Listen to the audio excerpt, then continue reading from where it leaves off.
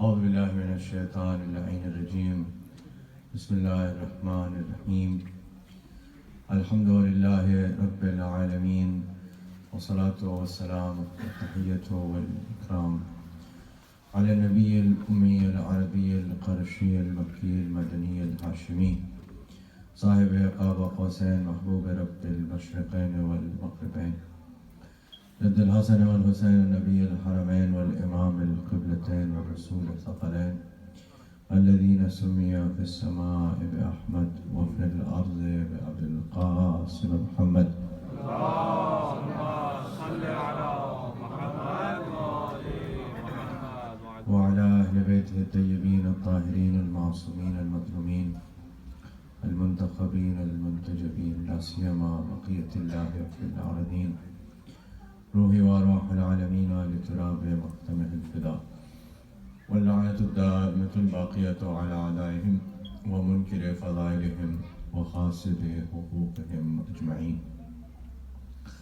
أما بعد، فقد قال الله سبحانه تبارك وتعالى في محكم كتابه ومتقن خطابه: بسم الله الرحمن الرحيم. الذين يتبعون الرسول النبي الأمي الذي يجدونه مكتوبا عندهم في التوراة والإنجيل يأمرهم بالمعروف وينهون عن المنكر ويحل لهم الطيبات ويحرم عليكم الخبائث ويضع عنهم إسرهم وأغلال التي كانت عليهم الذين آمنوا به وعزروه ونصروه واتبعوا النور الذي أنزل معه أولئك هم المفلحون.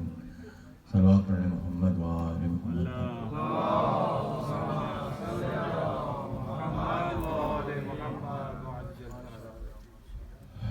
شکل پیغمبر حضرت علی اکبر کی خوشنودی کے لیے ایک بار اور صلوات پڑھیں محمد وآل محمد.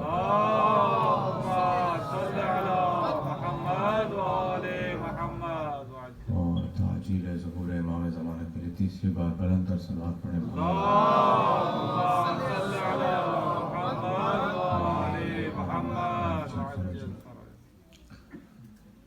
عشر محرم 1443 ہجری کی آپ حضرات مرکز اہل بیت بولٹن میں 10ویں مجلس سماعت فرمائے. عنوان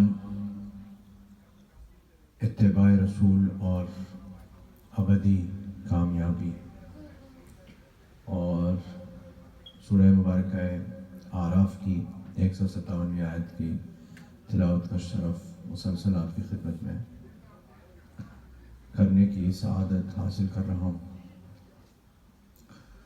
چونکہ آج ظاہر تعبد حضرت علی اکبر کا برآمد ہوگا اور بعد میں وقت نہیں رہے گا، تو ابتدا میں ایک تو گزارشات عرض کرنا چاہ رہا ہوں. بہت سارے مومنین نے دعاؤں کا گائے، بالخصوص ہمارے اسرار بھائی کی والدہ بہت بیمار ہیں، اور جو بھی مریض ہیں اور جو بھی پریشان ہیں، ان سب کے متعلق آپ سے گزارش کی جا رہی ہے کہ ذکر مسائل جب ہو تو ان لوگوں کو ضرور یاد کریں اور خدا کریم ان کی شفا اور مشکلات میں آسانی فرمائیں. اسی کے ساتھ ساتھ پیغمبر اسلام صلی اللہ علیہ وآلہ وسلم کا حکم ہے کہ من لم یشکر الناس لم یشکر اللہ، جو انسانوں کا شکریہ اور شکر گزار نہیں ہوتا وہ لوگوں کا بھی شکر گزار نہیں ہو سکتا. اس لیے سب سے پہلے مرکز اہل بیت بولٹن کے انتظامیہ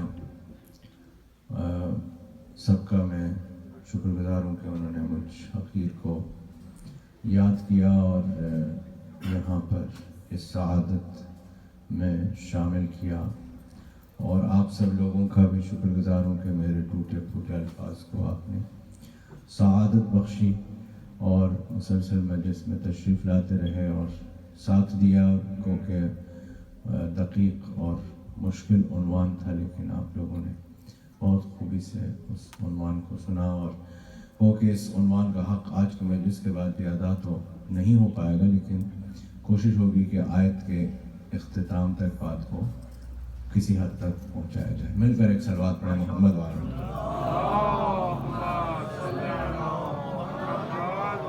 خدا کریم انتظامیہ کی اور تمام حاضرین کی توفیقات خیر میں اضافہ فرمائے اور آپ کے عزائے اہل بیت علیہ السلام کو قبول فرمائے اور ہم سب کو مزید عزائے اہل بیت علیہ السلام کرنے کی توفیق عطا فرماتا رہے۔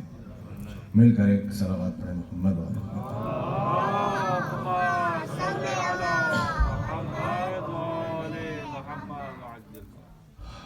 آیت جس کی تلاوت کا شرف ہر روز حاصل ہو رہا ہے، ارشاد رب العزت ہو رہا ہے کہ اتباع کرنا ہے اس رسول کا کہ جو نبی بھی ہے اور امی بھی ہے،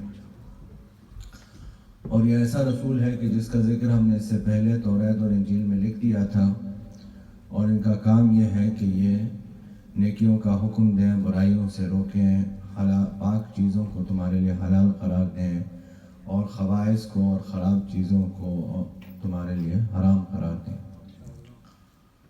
اور جس بوجھ تلے تم دبے ہوئے ہو اور جن زنجیروں میں جکڑے ہوئے ہو ان سب سے تمہیں نجات عطا کرے۔ سو تمہارا فریضہ یہ ہے کہ تم ایسے رسول پر ایمان لاؤ، اس کی عزت کرو، اس کی نصرت کرو، اس کی مدد کرو اور اس نور کا اتباع کرو جو اس کے ساتھ نازل ہوا ہے۔ جو یہ سب کچھ کرے گا تو پھر اللہ اسے کامیابی سے ہمکنار کرے گا۔ کل آپ کی خدمت میں عزت رسالت اور نصرت رسالت سے متعلق چند باتیں عرض کی تھیں۔ انہی باتوں کو سمرائز کرنے کے بعد میں آج آخری حصہ جو آیت کا رہ گیا ہے کہ اس نور کا اتباع کرنا ہے کہ جو رسول کے ساتھ نازل ہوا ہے، اس سے متعلق چند باتیں عرض کرنی ہیں۔ تو عزت رسالت سے متعلق ہم یہ دیکھتے ہیں کہ جب کبھی بھی کہیں بھی میلاد ہو رہا ہوتا ہے، رسول اللہ کے محفل کے ذکر ہو رہے ہوتے ہیں اور جلسے اور اس طرح کے پروگرام ہوتے ہیں، تو ہم یہ دیکھتے ہیں کہ لوگ کلام بھی سناتے ہیں اور تقریریں بھی ہوتی ہیں، اور ان میں ذکر جو ہے وہ رسول اللہ کے ظاہری صفات پر ہوتا ہے۔ کوئی یہ کہتا ہوا نظر آتا ہے کہ رسول اللہ کی آنکھیں ایسی تھیں، کوئی یہ کہتا ہوا سنائی دیتا ہے رسول اللہ کی زلفیں ایسی تھیں، کوئی یہ کہتا ہوا نظر آتا ہے آپ کا چہرہ مبارک ایسا تھا۔ تو جو فرمائے یعنی آپ کے جو ظاہری صفات ہیں اس کے متعلق باتیں ہوتی ہیں، اور کچھ لوگوں نے کچھ چیزیں بھی جمع کر دی ہیں جو رسول اللہ سے منسوب ہیں۔ ٹرکی میں ایک میوزیم ہے، اس میں جو ہے وہ بہت ساری چیزیں رکھی ہوئی ہیں جو رسول اللہ سے منسوب ہیں، اور اس میں سے مشہور بات یہ ہے کہ ایک بال ہے جو رسول اللہ سے منسوب ہے۔ تو اس سلسلے میں ایک شعر سے آپ کو متوجہ کرتے ہیں، بات جو ہے تھوڑی سی پہنچ جائے کہ میں کیا عرض کرنا چاہ رہا ہوں، کیوں میں نے یہ بات کو چھیڑا ہے، اور ظاہر بات ہے آخر مجلس میں بھی اسی سے کام لینا ہوگا۔ مل کر ایک صلوات پڑھیں محمد والا۔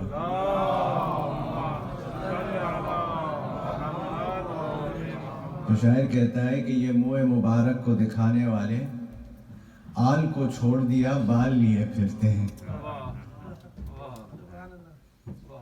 رسول اللہ نے یہ حکم نہیں دیا تھا کہ بال کو جو ہے وہ بڑی حفاظت سے رکھنا، یہ ضرور کہا تھا کہ آل کا اتباع کرنا، آل کی پیروی کرنا۔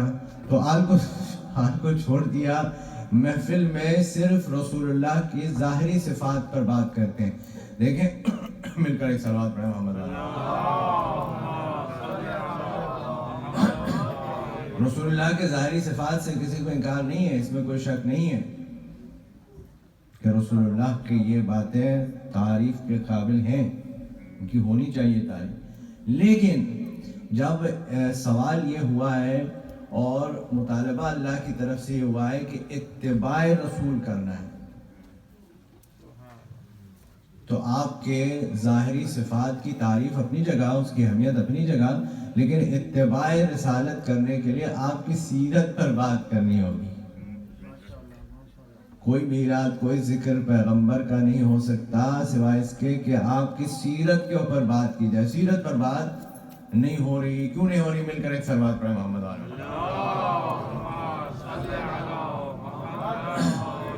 آپ کی سیرت پہ کیوں نہیں بات ہو رہی؟ یہ کیوں کوئی نہیں بتا رہا کہ آپ کی سیرت کیا ہے، آپ نے آپ کی زندگی میں کیا کیا، آپ کی سیرت کیا ہے. میں نے آپ کی خدمت میں یہ پورا عشرے میں کوشش کی ہے کہ ایک اعتراض عشروں پہ اس کا جواب ہو جائے کہ رسول اللہ کی بات نہیں کرتے. عشرے کا عنوان اس لیے رکھا ہے اتباع رسول اور ابدی کامیابی، کے بات ہی ساری رسالت کے متعلق ہے. ساری بات جو ہے وہ ذات رسالت سے متعلق ہے اور اتباع رسالت سے متعلق ہے کہ اتباع رسول کر کے انسان کو کامیابی حاصل کرنی ہے. اللہ نے بتایا کہ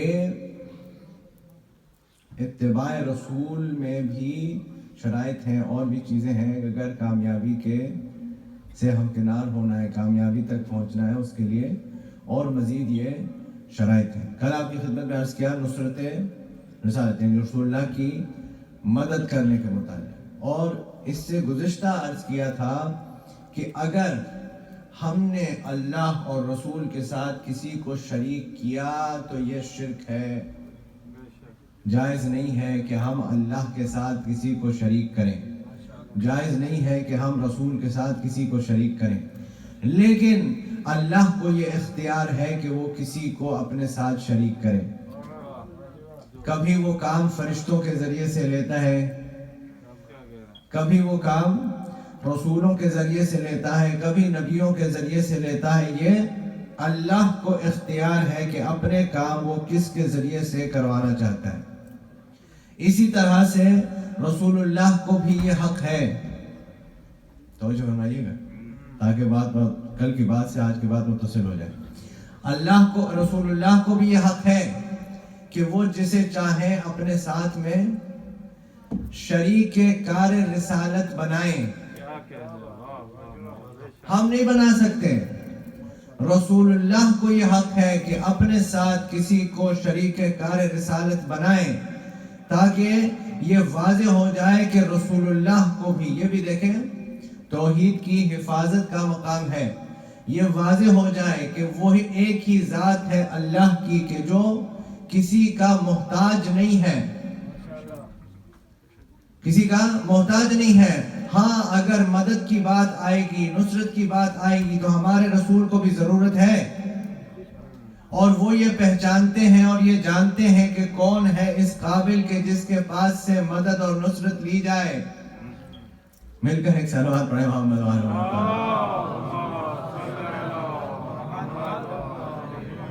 تو آج کے موضوع تک بات آ جائے کہ اللہ نے کیا کہا. دیکھیں آیت کا آغاز بھی ہوا اتباع رسول سے اور اختتام بھی اتباع رسول پر ہونا ہے، لیکن آغاز کے اور انجام میں اور اختتام میں فرق ہے. بس اگر یہ بات پہنچ جائے تو یہ سارے پورے عشرے کی محنت اسی جملے کے اندر ہے. ارشاد ہوا آغاز میں آیت کے الذین یتبعون رسول النبی الامی، وہ لوگ کہ جو اتباع کرتے ہیں ایسے رسول کا کہ جو نبی بھی ہے امی بھی ہے، اور پھر ان کی صفات بیان کی گئی. پھر آخر میں آیا کہ رسول پر ایمان لاؤ فالذین آمنوا بہ وعزروہ ونصروہ واتبعوا النور الذی انزل معہ اولئک هم المفلحون. ابتدا میں کیا آیا کہ رسول کا اتباع کرنا ہے، جو رسول ہے نبی ہے امی ہے، اور یہ ان کے صفات ہیں. آخر میں آیا کہ ان پر ایمان لانا ہے، ان کی عزت کرنی ہے، ان کی مدد کرنی ہے، اور اس نور کا اتباع کرنا ہے جو ان کے ساتھ نازل ہوا ہے، پھر کامیابی سے ہمکنار ہو گئے۔ یعنی صرف ایمان لاؤ گے تو کامیابی نہیں ہے، صرف ایمان کے ساتھ عزت کرو گے تب بھی کامیابی نہیں ہے، مدد بھی کر لو گے تب بھی کامیابی نہیں ہے۔ جب اس نور کا اتباع کرو گے جو میرے رسول کے ساتھ نازل ہوا ہے تب کامیابی ہے۔ مل کے صلوات پڑھیں محمد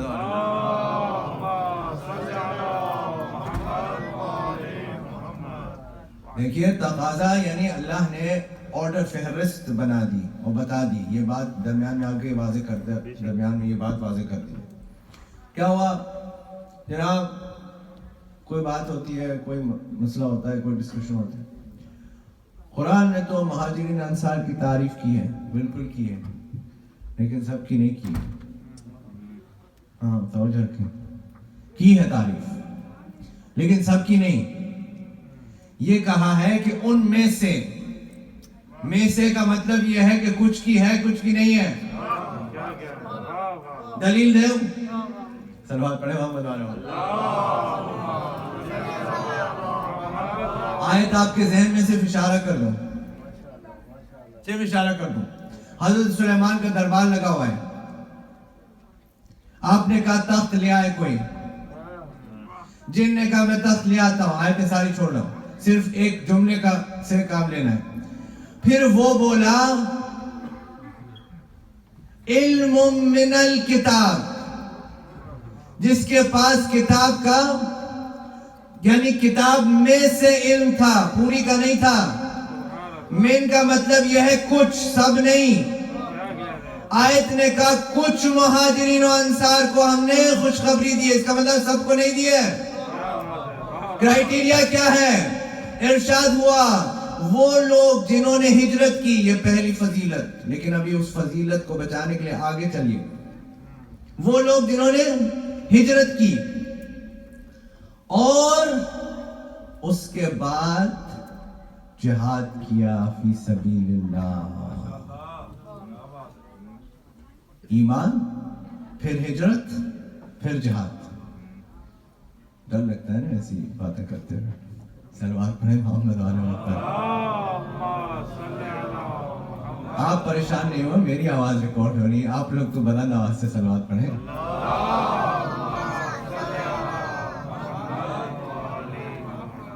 اللہ کہہ رہا ہے ایمان چاہیے، ایمان بچانے کے لیے ہجرت چاہیے، ہجرت بچانے کے لیے جہاد چاہیے۔ سارے مہاجرین و انصار کی تعریف نہیں کی جا رہی ہے، اگر جہاد نہیں کیا ہجرت ضائع ہو جائے گی۔ صلوات پڑھیں محمد علیہ وسلم۔ اور جو ہمارے نصرت کے لیے جہاد چاہیے، یہ رسول اللہ کی نصرت کا تقاضا ہے، ان کی مدد کا تقاضا ہے۔ تو اب آئیں، اللہ نے کیا کہا کہ ایمان بھی لانا ہے، عزت بھی کرنی ہے، مدد بھی کرنی ہے، اور پھر اگر کامیابی چاہیے، موضوع کا دوسرا جو ہمارا حصہ ہے، ابدی کامیابی چاہیے، اس کے لیے اس نور کا اتباع کرنا ہے جو رسول کے ساتھ نازل ہوا ہے۔ اب مفسرین قرآن نے لکھ دیا کہ یہاں نور جو ساتھ میں نازل ہوا ہے اس سے مراد قرآن ہے، بحث نہیں کرتے۔ حالانکہ آپ لوگ کو متوجہ کرنے کے لیے یہ گزارش کروں کہ قرآن رسول پر نازل ہوا ہے، رسول کے ساتھ نازل نہیں ہوا ہے، رسول کے قلب پر نازل ہوا ہے۔ آیت نے یہ نہیں کہا کہ رسول پر نازل ہونے والے نور کا اتباع کرو، رسول کے ساتھ نازل ہونے والے نور کا اتباع کرو۔ تو جو ہمارے، لیکن چلیے مان لیتے ہیں کہ آپ کہہ رہے ہیں قرآن ہے، ہم مان لیتے ہیں کہ یہاں پر وہ نور کے جو رسول کے ساتھ نازل ہوا ہے اس سے مراد قرآن، چلیے مان لیتے ہیں۔ اگر آپ یہ کہہ رہے ہیں تو پھر آپ اس بات پر پھر قائم رہیے اس سے ہٹیے گا نہیں، اس بات سے ہٹیے گا نہیں۔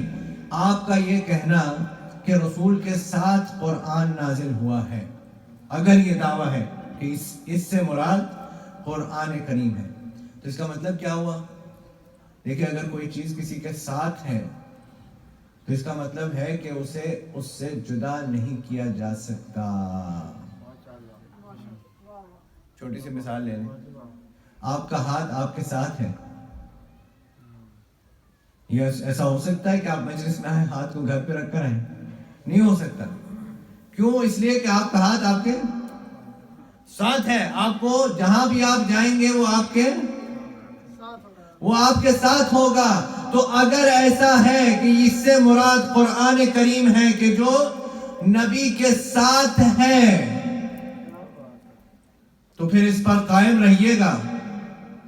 پھر یہ نہ کہیے گا کہ جب جبریل آئے اور کہا بسم اللہ الرحمن الرحیم اقرا، تو آپ یہ کہتے ہیں رسول نے کہا مجھے پڑھنا نہیں آتا۔ آپ نے توجہ نہیں فرمائی۔ آپ یہ کہہ رہے ہیں کہ جبریل سے رسول نے معاذ اللہ یہ کہا کہ مجھے آتا نہیں ہے۔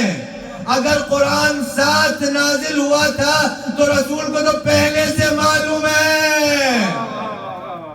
نعرہ حیدری۔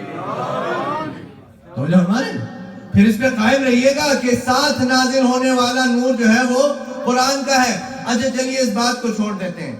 میں تو یہ کہہ رہا ہوں کہ ہم کسی نور کو نہیں جانتے رسول کے نور کے علاوہ۔ میرے نزدیک کوئی نور نہیں ہے، بس نور مصطفیٰ ہے، اور کوئی نور نہیں ہے، صرف نور مصطفیٰ ہے۔ تو اب یہ تلاش کرنے کے لیے کہ وہ نور کون سا ہے کہ جو نبی کے ساتھ نازل ہوا ہے، وہ ایسی ہی ذات ہو سکتی ہے کہ جس کو رسول نے کہا ہو کہ یہ میرے ساتھ ہے۔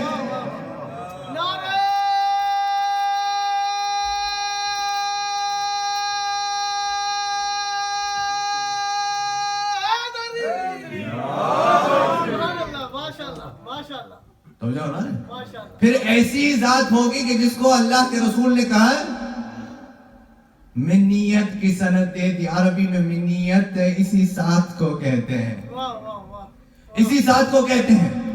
یعنی نور تو صرف مصطفیٰ کا ہے، یہ گزارش کر چکا ہوں آپ کی خدمت میں، بس تسلسل دینے کے لیے دوبارہ عرض کر رہا ہوں۔ نور تو بس مصطفیٰ کا ہے، خزانہ قدرت میں کوئی کمی نہیں تھی، لیکن اللہ نے اسی نور کو ڈیوائیڈ کر کے یہ بتایا ہے، یہ ڈیوائیڈ کر کے بتایا ہے کہ ہم نے ایک کو دو، دو کو 14 اس لیے بنایا ہے، ایک کو دو، دو کو 14 اس لیے بنایا ہے تاکہ تمہیں اس بات کا خیال رہے کہ یہ نور الگ الگ نظر آئیں گے تمہیں، مگر ان میں کوئی فرق نہیں ہے۔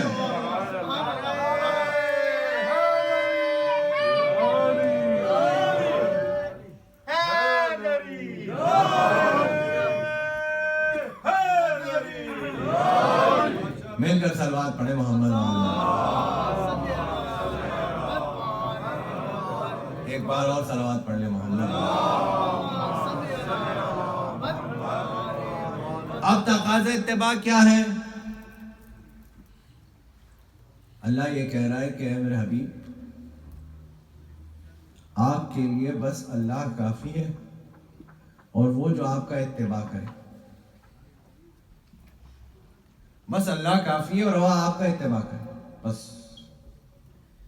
جب یہ اعلان کر دیا کہ آپ کے لیے اللہ کافی ہے اور وہ جو آپ کا اتباع کرے، تو پھر یہ دیکھنا ہے کہ کس کے کہنے کے اوپر رسول اللہ نے تبلیغ دین شروع کر دی۔ متوجہ رہے، کس کے کہنے پہ رسول اللہ نے تبلیغ دین شروع کر دی، تاکہ یہ پتہ چل جائے کہ حق اتباع کس نے ادا کر دیا۔ ارشاد ہوا وَأَنذِرْ عَشِيرَتَكَ الْأَقْرَبِينَ، قرابت داروں کو بلائیے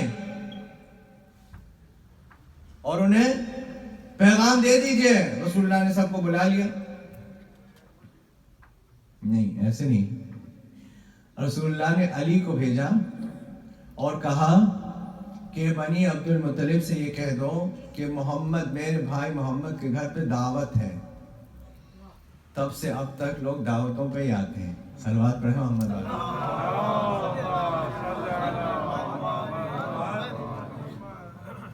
بلا کس کے لیے رہے ہیں؟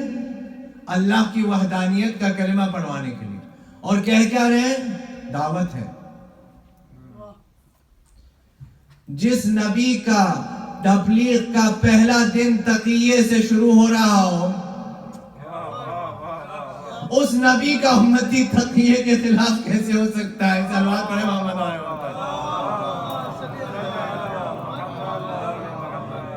توجہ ہمارے کا دعوت ہے، آ جاؤ. کھانا سن کے تو سب آ گئے. اور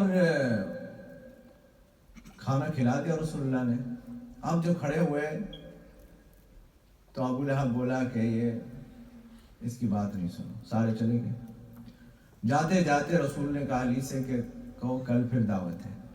بات نہیں سنی تھی، دعوت کی بات پر پھر آ گئے. دعوت کی بات پر پھر آ گئے. دوسرے دن آ گئے. دوسرے دن بھی ابو لہب نے یہ حرکت کی. تیسرے دن جو ابو لہب یہ حرکت کرنے والا تھا، کھڑا ہونے والا تھا کہ ابو طالب کھڑے ہو گئے. ابو طالب کھڑے ہو گئے اور کہنے لگے کہ خاموش، چپ کر کے بیٹھو، تم نہیں بولنا. اور پھر حضور سے کیا کہا قوم سیدی و مولائی،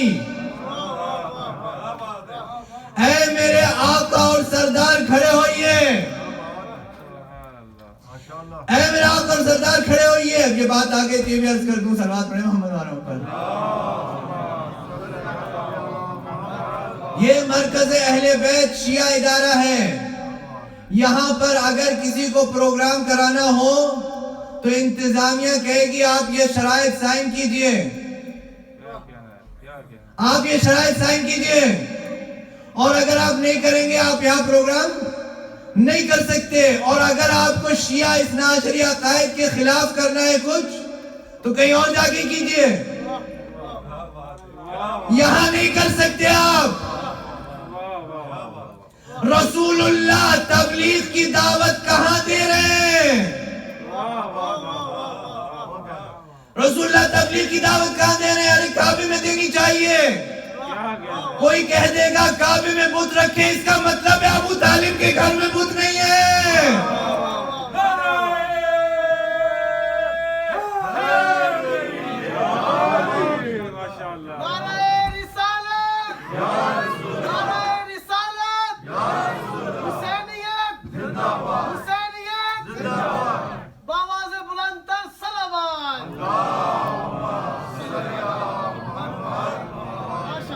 اس کا مطلب ہے ابو طالب کے گھر میں بت نہیں ہے. اور اگر ہو گیا تھا نہیں معلوم تھا انہیں تو بعد میں اعلان کرنا چاہیے تھا کہ یہ میرے بھتیجے محمد نے جو اعلان کیا اس کا مجھ سے کوئی لینا دینا نہیں ہے. اب آگے جب رسول اللہ نے کلام کیا، کہا کہ کون میری مدد کرے گا؟ تو علی نے کہا یا رسول اللہ میں مدد کروں گا. آج یہ کلپ سن کے آ رہا ہوں، اس کا دل کرا کہ اس کا جواب آج کے مجلس میں دے دوں، اس لیے یہ بات یاد میں آ گئی.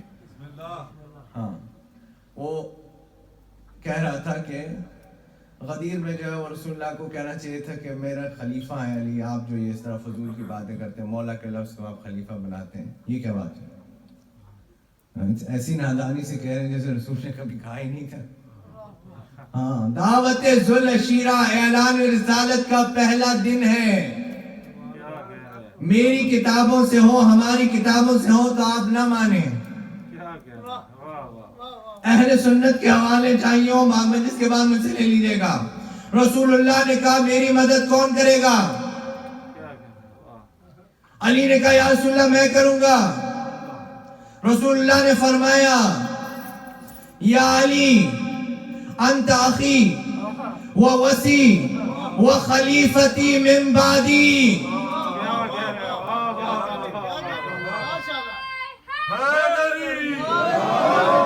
یا علی تم میرے بھائی، میرے جانشین اور میرے بعد خلیفہ ہو. یہ حدیث ہے، رسول اللہ نے فرمایا. اچھا آپ لوگ اور متوجہ ہو کہ آخری بات اس سلسلے کی عرض کر کے بات آگے بڑھاؤں. اس دن پہلے دن اعلان رسالت کے رسول اللہ نے پورے دین کا اعلان کر دیا. کیا کہا تھا رسول اللہ نے؟ کہ کوئی خدا نہیں ہے، یعنی لا الہ الا اللہ. میری مدد کون کرے گا؟ علی نے کہا یا رسول اللہ میں کروں گا، یعنی محمد رسول اللہ. رسول نے کہا یا علی تم میرے بعد میرے خلیفہ جانشین علی ولی اللہ. اب کہنے دیجئے جو جملہ علی نے کہا تھا وہ تو سب کہہ رہے ہیں، جو رسول نے کہا تھا وہ آپ ہی کہہ رہے ہیں.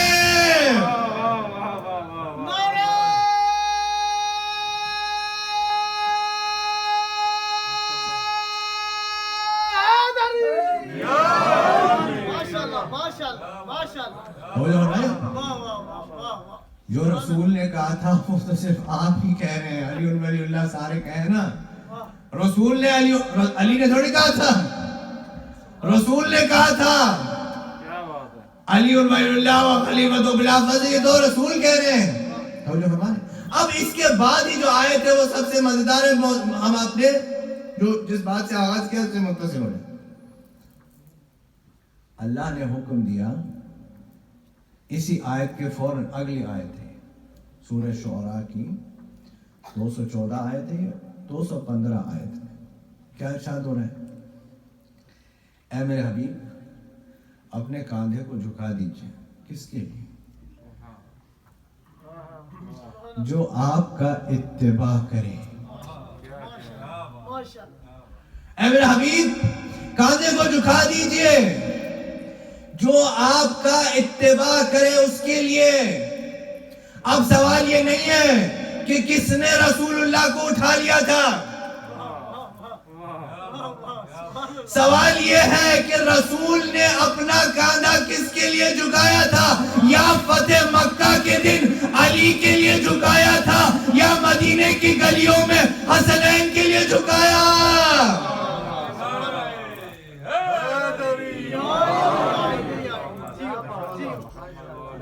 مل کر ایک سلوات پڑھیں محمد علیہ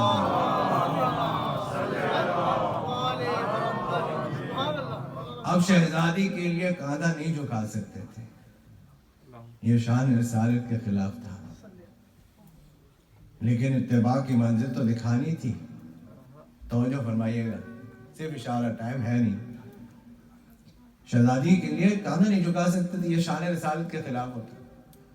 تو لیکن اتباع کا مقصد بیان کرنا تھا کہ کس کس نے رسول کا اتباع کیا ہے. تو اتباع کا مطلب کیا؟ نقش قدم پہ چلنا.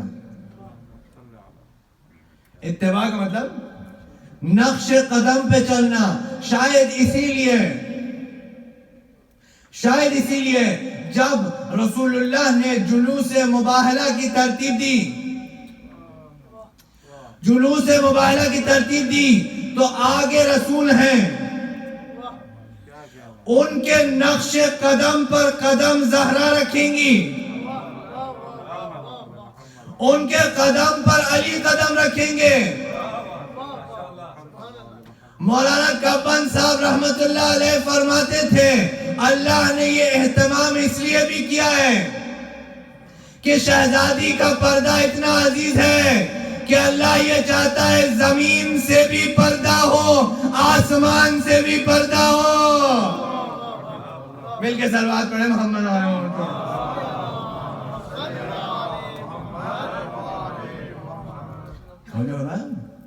اس نور کا اتباع کرنا ہے جو نبی کے ساتھ نازل ہوا ہے.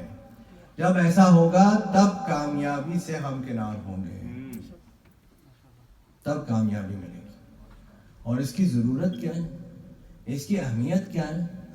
تاریخی ایک واقعہ آپ کی خدمت میں عرض کر دوں، یہ بھی آج کل کے آپ کے موجودہ حالات سے قریب ہو کر کے بات کریں۔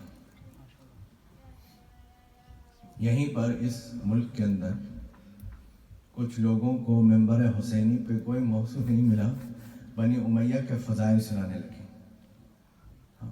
تو ان کو بھی جواب ہو جائے اور آپ لوگ کے لیے لطف کے لیے ایک بات ہو جائے کہ اللہ نے یہ بتا دیا ہے کہ اعمال کے قبولیت کے لیے اتباع رسالت چاہیے۔ اگر کسی نے بفرض محال، ویسے تو وہ جھوٹی بات ہے لیکن بفرض محال کوئی اچھا کام غلطی سے کر بھی دیا تو اتباع رسالت کے بغیر وہ کام قبول نہیں ہے۔ توجہ فرما رہے ہیں؟ ایک دن مغیرہ ابن شعبہ، یہ وہ ان اشخاص میں سے ہے کہ جس نے شہزادی کے گھر کے سامنے لکڑیاں جمع کر کے آگ لگوائی تھی، ان میں سے ایک ہے۔ وہ یہ کہتا ہے، بڑے غصے کی حالت میں گھر میں آیا تو اس کے بیٹے نے پوچھا کہ کیا بات ہے، آج اتنے برہم کیوں ہیں آپ؟ تو اس نے یہ کہا کہ جب میں بات بتاؤں گا تو تم بھی اسی طرح ہو جاؤ گے جیسا میں ہوں۔ تو اس نے کہا کہ کیا ہوا؟ کہا میں سب سے خراب انسان کے پاس سے آ رہا ہوں۔ اچھا، کہ کون ہے یہ سب سے خراب انسان؟ کہا امیر شام کے پاس سے آ رہا ہوں۔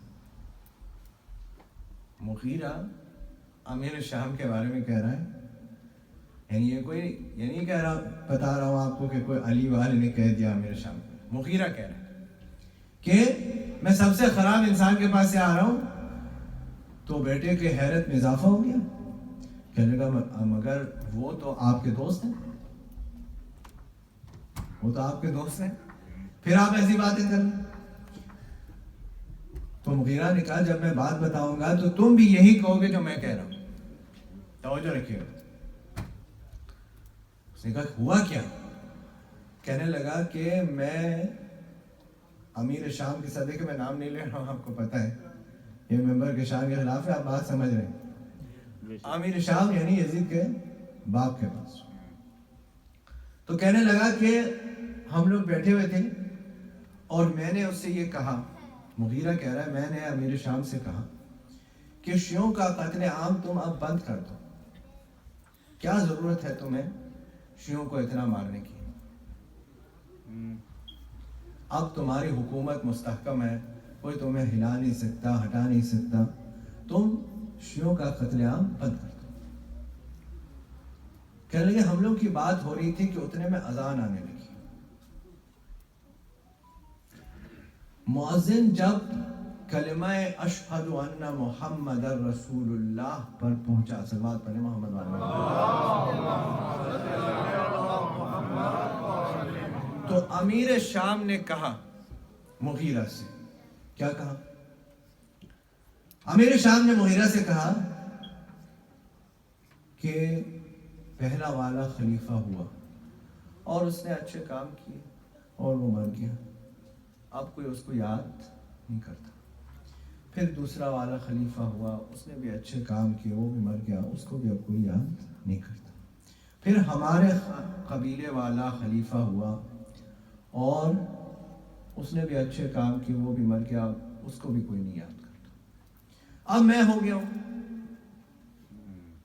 اور میں بھی مر جاؤں گا اور مجھے کوئی یاد نہیں کرے گا، مگر یہ محمد جو کتاب میں الفاظ لکھے ہیں وہ آپ کو سنا رہا ہوں، میں جیسے الفاظ لکھے ہیں، یہ محمد جو اپنا نام اذان میں ڈلوا گیا کہ 5 وقت اس کا نام اذان میں آتا رہے، میں شیعوں کا قتل عام اس وقت تک بند نہیں کروں گا جب تک کہ اس محمد کا نام میں اذان سے نہ نکال دوں۔ واقعہ یہاں پہ ختم ہو گیا، یہاں سے میرا تبصرہ سماعت فرمائیے۔ عزیزان محترم، ہم نے ہم نے علی کا نام اذان میں ڈالا ہے، اس لیے ڈالا ہے تاکہ علی کے نام پہ جھگڑا ہوتا رہے، محمد رسول اللہ بچا رہے۔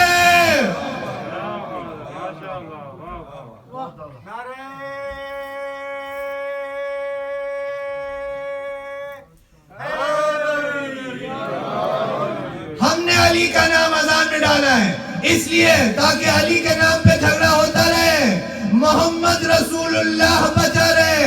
اور علی کا یہی کام تھا، جب تک کہ زندہ رہے محمد رسول اللہ کو بچاتے رہے۔ آج علی کا نام اذان میں محمد رسول اللہ کو بچائے ہوئے ہیں۔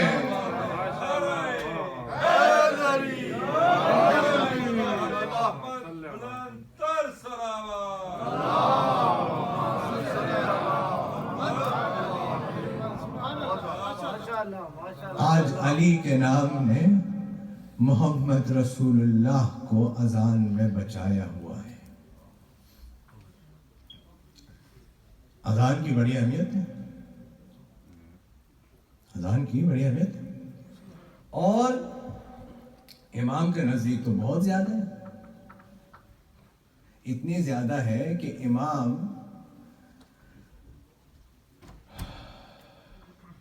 چلے ہیں تو اپنے ساتھ مؤذن کو لے کر چلے۔ شہدائے کربلا میں سے حجاج ابن مسروق رضوان اللہ تعالی علیہ مؤذن ہیں رسول اللہ کے، امام حسین کے، اور ہر جگہ جہاں بھی نماز ہوتی ہے حجاج ابن مسروق اذان دیتے ہیں اور امام حسین نماز پڑھاتے ہیں۔ یہ 28 رجب سے لے کے 9 محرم کی مغرب تک ہوا، اور 10 محرم کی صبح کو کیا ہوا؟ 10 محرم کی صبح کو امام نے حجاج ابن مسروق سے کہا کہ تم پیچھے ہٹ جاؤ۔ آج میں نے بھی آج فضائل زیادہ پڑھ دیا ہے تو رونے کی شک ہے۔ آج علی اکبر اذان دیں گے۔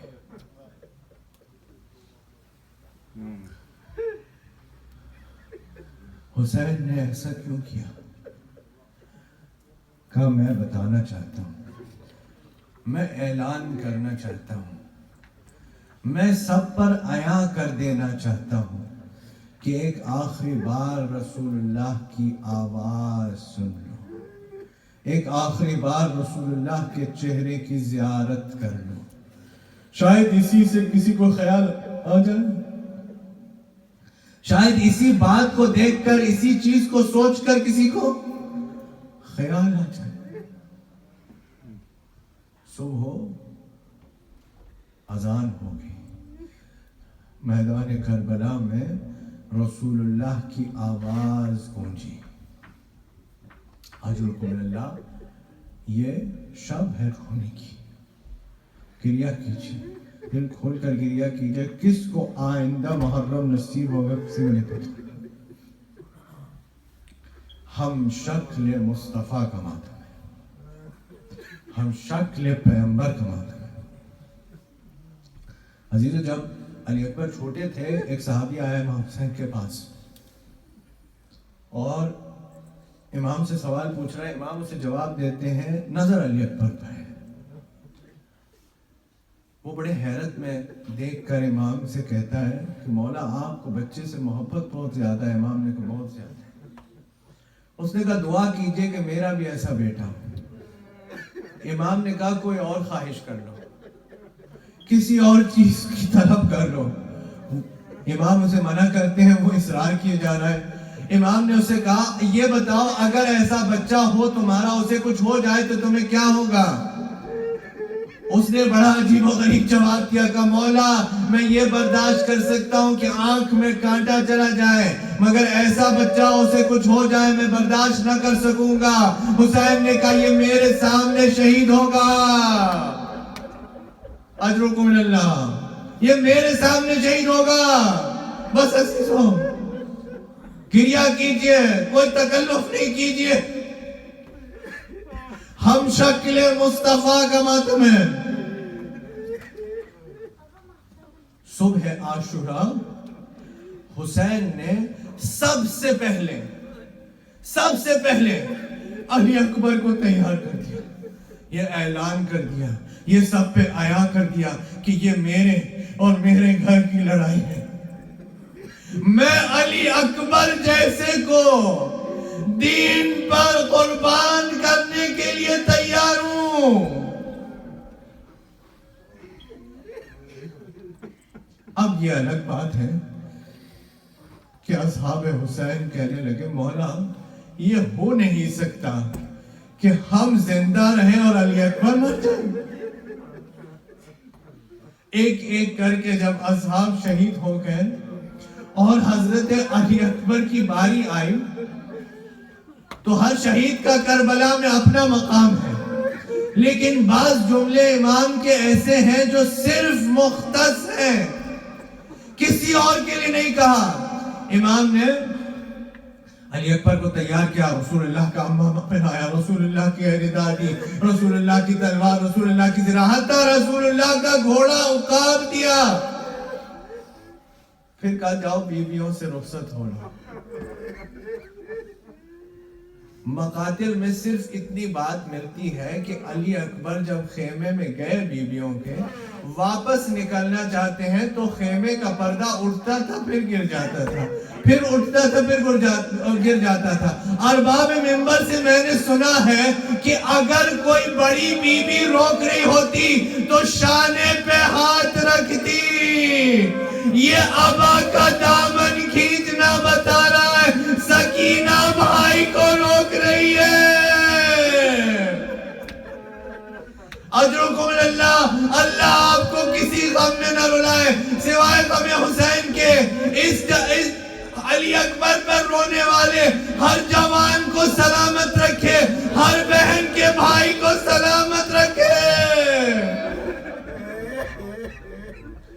علی اکبر کے صدقے میں ہر بھائی کا سایہ بہن پہ سلامت رہے۔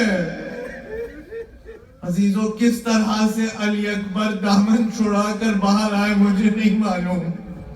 امام کی خدمت میں آئے، امام نے علی اکبر کو گھوڑے پر سوار کرایا، گھوڑے پر سوار کیا تو کیا فرمایا؟ یہ کسی اور شہید کے لیے نہیں فرمایا، فرمایا اللہم اشہد علی ہؤلاء القوم لقد برز الیکم غلام اشبہ الناس خلقا وخلقا ومنطقا برسولک۔ عزیزو دو گواہیاں روز عاشورہ دی گئیں، ایک گواہی عمر سعد نے دی، گواہ رہنا کہ سب سے پہلا تیر میں نے خیام حسینی کی طرف پھینکا ہے، دوسری گواہی آپ کے امام نے دی، دوسری گواہی آپ کے امام نے دی، گواہ رہنا ہے اللہ اس قوم کے خلاف کہ میدان میں اس بیٹے جوان کو بھیج رہا ہوں،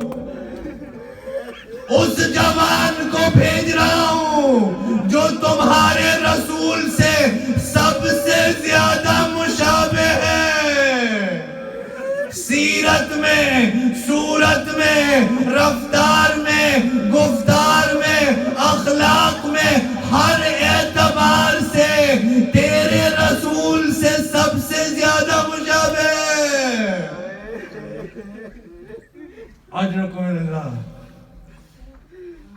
یہاں تک ہی فرمایا ہوتا تو آپ نے گریہ کر لیا، اس کے بعد قیامت خیز جملہ امام نے فرمایا، کیا کہا؟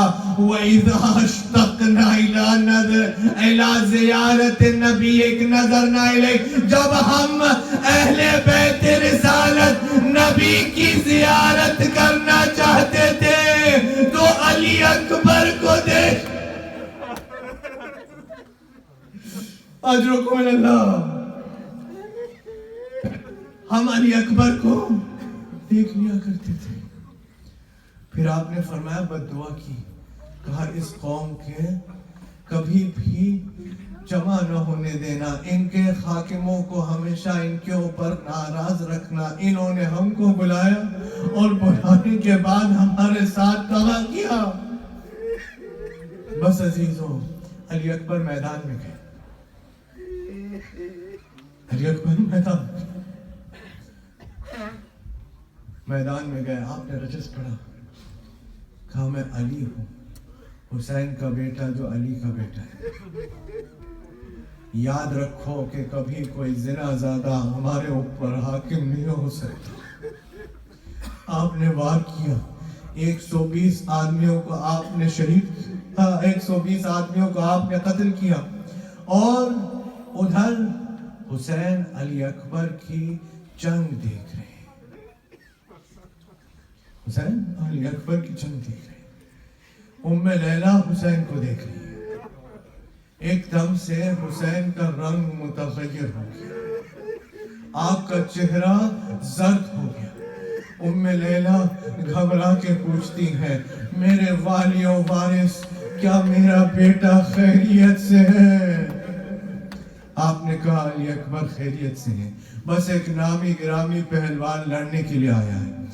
حسین کہتے ہیں ام لیلہ سے، میں نے اپنے نانا رسول خدا سے سنا ہے کہ ماں کی دعا بیٹے کے حق میں رد نہیں ہوتی، ماں کی دعا بیٹے کے حق میں رد نہیں ہوتی، علی اکبر کے حق میں دعا کرو۔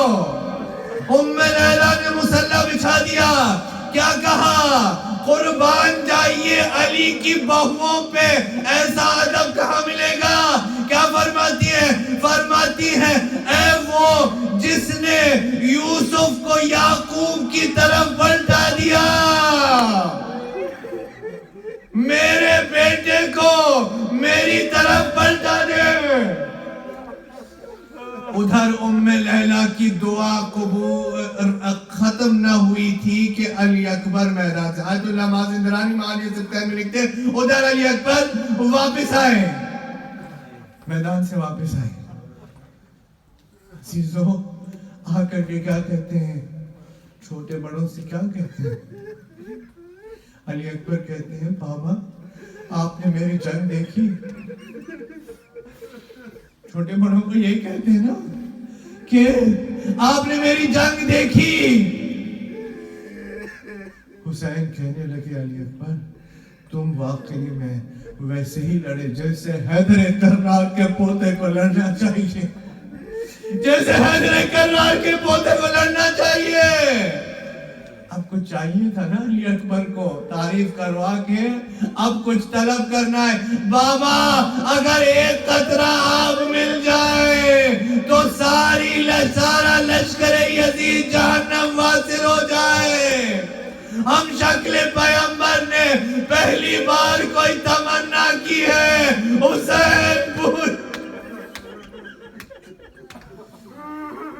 حسین کہتے ہیں علی اکبر اپنی زبان کو میری زبان پر رکھ دو، پانی تو نہیں ہے، اپنی زبان میری زبان پر رکھ دو۔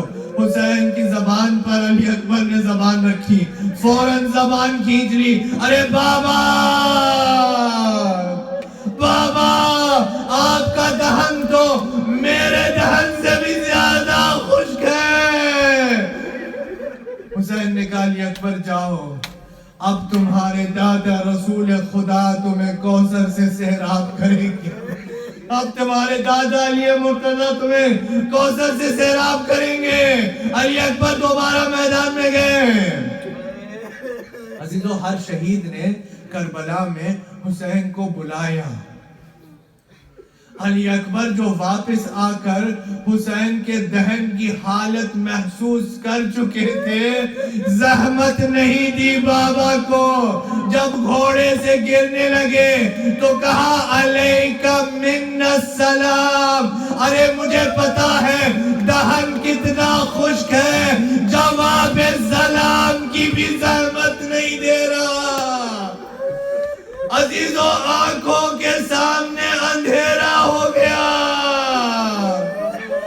آنکھوں کے سامنے اندھیرا ہو گیا، حسین دوڑے مقتل میں، ارے دل چاہتا ہے کہوں ارے حر، ارے حبیب، ارے زہیر کہاں ہو، جوان بیٹے کا لاشا بوڑھے باپ سے نہ اٹھے گا۔ اجرکم من اللہ. حسین عقاب کو دیکھ کر کے پہنچے, دیکھا علی اکبر زمین کربلا پر لیٹے. جیسا کہ علی اکبر کے نزدیک آئے, کہنے لگے علی اکبر جوان کا لاشا میں اٹھا تو نہیں لے سکتا, مگر میری مدد کرو,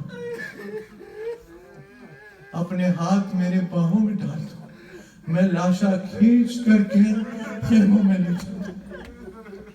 علی اکبر نے ایک ہاتھ حسین کے گلے میں ڈال دیا اور دوسرا ہاتھ سینے سے ہٹاتے نہیں. حسین نے کہا علی اکبر میری مدد کرو. علی اکبر کہتے ہیں بابا سینے سے ہاتھ نہ ہٹائیے گا ورنہ دیکھ نہ پائیے گا. حسین نے سینے سے ہاتھ ہٹایا, ٹوٹی ہوئی برچی کی یعنی نجف کا رو کر کے کہا ہوگا بابا آپ کے لیے در خیبر اکھاڑنا آسان تھا,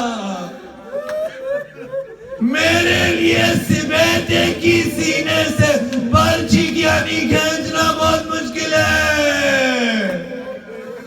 بس عزیزو اب اس سے زیادہ حوصلہ نہیں ہے, میں نہیں پڑھ سکتا, میرا نیز کے زبانی اس کے آگے کیا ہوا سن لیجئے. پہنچے پسر کی لاش پہ جب شاہ پیروں پر, اکبر پکارے اچھا خدا حافظ پدر, ہچکی جو آئی تھام لیا ہاتھ سے جگر, انگڑائی لے کے رکھ دیا شہ کے قدم پہ سر, آباد گھر لٹا شہ والا کے سامنے, بیٹے کا دم نکل گیا بابا کے سامنے. لاش اکبر کی جو مقتل سے اٹھا لائے حسین, نوجوان کو صف اول سے اٹھا لائے حسین, چاند کو شام کے بادل سے اٹھا لائے حسین, جابل شیر کو جنگل سے اٹھا لائے حسین. 30,000 لاش پسر آن کے لے جا بانو, چھت گیا برچی سے اکبر کا کلیجہ بانو. عزیزو بس آخری جملہ ایک جملہ اور سنیے, تابوت آ رہا ہے. عزیزو میدان کربلا میں بیویاں کسی کے لاشے پہ نہیں نکلی تھی. جب یہ صدا سنی کہ علی اکبر مارے گئے, زینب سے بھرا نہیں گیا, دوڑ کے مقتل میں آئی, لاشے سے لپٹ گئی, ارے علی اکبر.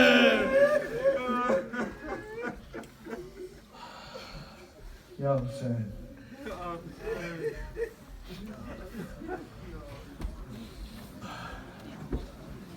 یا